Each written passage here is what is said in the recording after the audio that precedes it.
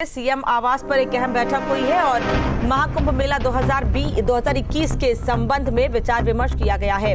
अखाड़ा परिषद के संत बैठक में शामिल थे। मेले का आयोजन निर्धारित समय पर करने की मांग की गई है। कुंभ मेले का आयोजन समय पर होगा, इसको लेकर मुख्यमंत्री त्रिवेंद्र सिंह रावत ने भी आश्वस्त किया है। और अखाड़ा परिषद के संतों ने सीएम आवास में आयोजित बैठक में महाकुंभ मेला 2021 के संबंध में विचार विमर्श किया है।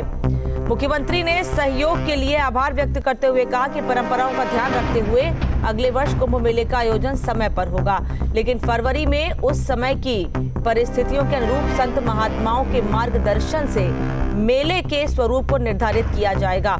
सुरेंद्र रसीला इस वक्त हमारे साथ जुड़े हैं। सुरेंद्र, मेला तय समय पर होगा, लेकिन जो परिस्थितियां होंगी उसके हिसाब से प्रारूप तय किया जाएगा, ये साफ कर दिया गया है।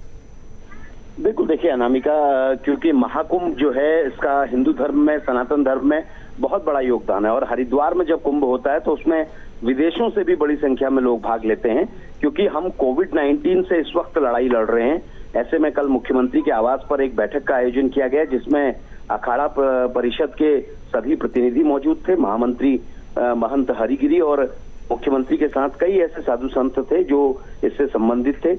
इस बैठक में ये विचार लिया गया क्योंकि जो संत महात्मा है उन्होंने ये कहा गया कि जो ज्योतिष गणना है उसके मुताबिक कुंभ की तारीखों को पीछे नहीं किया जा सकता। मतलब कुंभ को 2021 से 2022 या उससे आगे नहीं ले जाया जा सकता है और उसको उसी समय संपादित करना होगा। इस पर मुख्यमंत्री और संतों के बीच में ये तय हुआ है कि कुंभ उसी तारीख में होगा, यानी जनवरी 14 से उसकी शुरुआत मानी जाती है, लेकिन जो बड़े स्नान होते हैं वो मार्च के बाद होते हैं।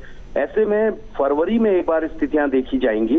शाही स्नान है जिसमें पेशवाई निकलती है, देश विदेश से बड़े बड़े संत इसमें भाग लेते हैं, तो उस वक्त की स्थिति क्या होती है ये सारी चीजों पर चर्चा होगी। लेकिन फिलहाल सरकार ने एहसास किया है कि कुंभ उसी तारीख में होगा जिन तारीखों से ज्योतिष गणना के मुताबिक उसे शुरू होना है। हाँ, उसका स्वरूप क्या होगा, वो कितना बड़ा होगा, उसमें कितने लोग भाग लेंगे, ये चीजें बाद में तय होंगी।